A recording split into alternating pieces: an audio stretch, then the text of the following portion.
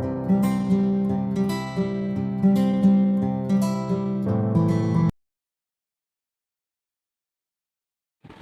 Everyone, आप सबको फिर से एक बार बहुत बहुत स्वागत है मेरे चैनल द ट्रेडिंग वर्ल्ड में। आज के वीडियो में हम फाइनेंशियल मार्केट के बारे में ओवरऑल एक बहुत ही अच्छा इन्फॉर्मेटिव एंड इंटरेस्टिंग डिस्कशन करने वाले हैं। बहुत ही डिटेल में चर्चा करेंगे अलग अलग डिवीजन के बारे में, और स्टॉक मार्केट इसी फाइनेंशियल मार्केट का एक पार्ट होता है। ये video not only important for traders and investor but also जो लोग कॉमर्स या फिर मैनेजमेंट का स्टडी कर रहे हैं या फिर कम्पिटिटिव एग्जाम के लिए प्रिपेयर कर रहे हैं, उनके लिए भी बहुत ही ज़्यादा इंपॉर्टेंट होने वाला है, बिकॉज उसमें भी इनसे क्वेश्चन आता है। तो बिना टाइम वेस्ट किए इस वीडियो को शुरू करते हैं। और अगर आप चैनल में नए हो तो चैनल को आप सब्सक्राइब करके बेल आइकन को दबा सकते हो। साथ में अगर वीडियो अच्छा लगे तो कमेंट में बताना, फीडबैक देना, और आगे मैं इस वीडियो में जो भी पॉइंट्स आपको बताने वाला हूँ उसको आप नोट्स कर सकते हो कहीं पे, या फिर पॉज करके वीडियो का स्क्रीनशॉट ले सकते हो। तो चलिए शुरू करते हैं। फाइनेंशियल मार्केट क्या है? फाइनेंशियल मार्केट में हम पैसों की लेन देन करते हैं।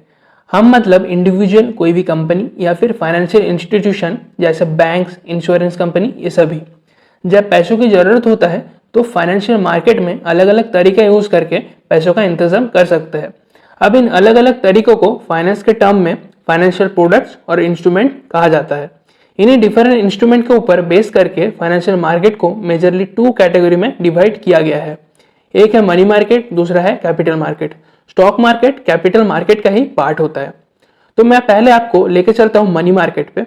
मनी मार्केट में जो इंस्ट्रूमेंट या फिर प्रोडक्ट्स मिलता है वो सभी शॉर्ट टर्म कैपिटल नीड को फुलफिल करता है। मतलब कि अगर आपको 1 साल से कम समय के लिए पैसों की जरूरत होता है तो आप मनी मार्केट से उसका इंतजाम कर सकते हो। ये मार्केट में उधारी लेने और देने का मैकेनिज्म फॉलो होता है, और इस मनी मार्केट को रेगुलेट करता है आरबीआई। मनी मार्केट को फर्दर 2 पार्ट में डिवाइड कर सकते हैं, organised and unorganised. Organised market fully regulated होता है legal documents, procedure and RBI के द्वारा। तो यहाँ पे फ्रॉड होने का जो रिस्क है बहुत ही कम होता है।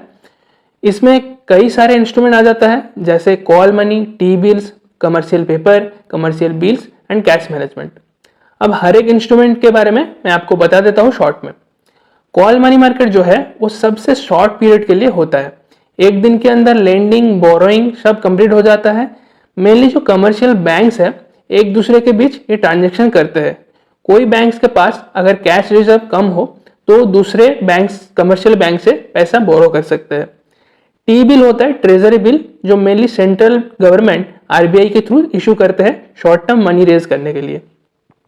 मान लीजिए मैं गवर्नमेंट हूँ और मुझे पैसा चाहिए तो मैं ट्रेजरी बिल इशू कर सकता हूं, एंड आप एज एन इंडिविजुअल या फिर ऑर्गेनाइजेशन टी बिल को खरीद सकते हैं। एंड जब तक आपके पास वो बिल रहता है तब तक उस इन्वेस्टमेंट के बदले आपको कुछ इंटरेस्ट मिलता रहेगा। अब अगर कमर्शियल पेपर की बात करें तो ये भी टी बिल के जैसा ही होता है, बट ये बैंक इशू कर सकते हैं जिसके पास minimum tangible net asset value 4 crore है या फिर उससे ज्यादा। बिकॉज कमर्शियल पेपर की जो वैल्यू है वो 5 लाख के मल्टीपल में होता है। मतलब आप 5 लाख से कम पैसा रेज या फिर कोई भी इन्वेस्टमेंट 5 लाख से कम पैसा इन्वेस्ट नहीं कर सकते। कमर्शियल बिल इशू करके कोई भी फर्म एडवांस में पेमेंट लेके अपना शॉर्ट टर्म कैपिटल नीड को पूरा करती है। इन फ्यूचर वही कमर्शियल बिल्स के बदले बायर्स को अपना सामान सेम प्राइस में मिल जाता है। तो मान लीजिए मेरा एक फर्म है और मैं एडिबल ऑयल का होलसेल बिजनेस करता हूँ, और आप मेरे बायर हो जो कि आज से 3 महीने बाद 500 पर लीटर प्राइस के हिसाब से 2000 लीटर एडिबल ऑयल खरीदने वाले हो।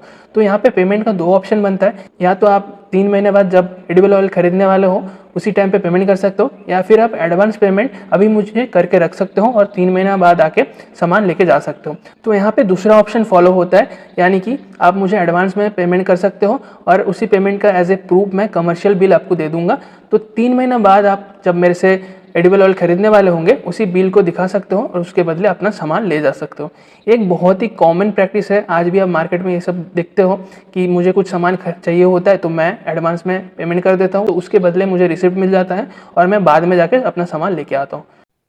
हमारा नेक्स्ट इंस्ट्रूमेंट है कैश मैनेजमेंट बिल। ये बहुत ही रिसेंट कंसेप्ट है। साल 2010 में पहली बार सीएमबी इशू किया गया था। इसको भी आरबीआई गवर्नमेंट के बिहाफ में इशू करती है फॉर फंड रेज। इसका जो मैच्योरिटी पीरियड है वो 90 डेज का होता है। या फिर उससे कम, एंड बायर्स को टी बिल जैसा कुछ इंटरेस्ट अमाउंट मिल जाता है। और अगर कोई भी बैंक इसको खरीद के रखते हैं तो सीएमबी को स्टैट्यूटरी लिक्विडिटी रेशियो या एसएलआर में भी इंक्लूड किया जाता है। तो अभी मैं अनऑर्गेनाइज्ड मार्केट के बारे में बात करने वाला हूँ।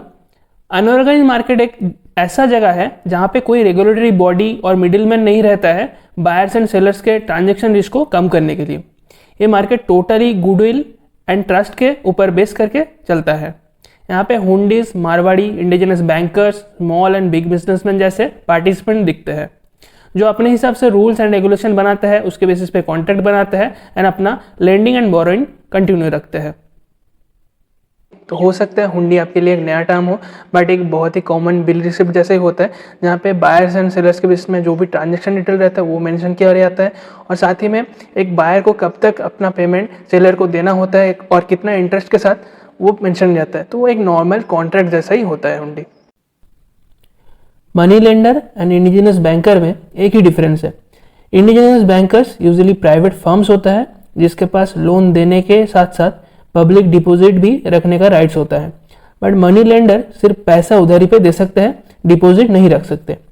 मनी मार्केट का चर्चा यहीं पे खत्म करते हैं और चलते हैं अब कैपिटल मार्केट पे। कैपिटल मार्केट में बॉन्ड्स, इक्विटीज, मॉर्गेजेस के साथ इंस्ट्रूमेंट्स का भी बिजनेस होता है जो बेसिकली इन्वेस्टमेंट पर्पस में यूज होता है, जिसके वजह से funds are transfer from who have surpluses of fund to those who have the deficit. Government securities and corporate securities ये दो मेन इंस्ट्रूमेंट है यहाँ पे। Government securities are mainly government bonds जो कि एक डेट या फिर लोन इंस्ट्रूमेंट है, फुल्ली रिस्क फ्री होता है ये securities. Now coming to the corporate security market, इसका फर्दर दो डिवीजन है, न्यू इश्यू मार्केट और primary market, and secondary market और स्टॉक मार्केट। प्राइमरी मार्केट में कंपनी फर्स्ट टाइम के लिए अपनी शेयर इशू करती है जिसको हम अलग अलग नाम से जानते हैं जैसे prospectus, offer for sale, private placement etcetera. इन सब के बारे में अलग से मैं आगे डेडिकेटेड वीडियो बना दूंगा। तो सेकेंडरी मार्केट में शेयर स्टॉक एक्सचेंज के थ्रू ट्रेड होता है थ्रू आईपीओ और इनिशियल पब्लिक ऑफरिंग।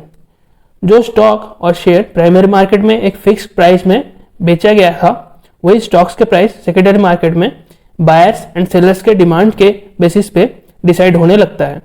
ज़्यादा डिमांड तो ज़्यादा प्राइस, कम डिमांड तो कम प्राइस। हम इसी सेकेंडरी मार्केट में ट्रेडिंग एंड इन्वेस्टमेंट करते हैं। सेबी के द्वारा स्टॉक मार्केट एंड अलग अलग सिक्योरिटीज मार्केट रेगुलेट होता है।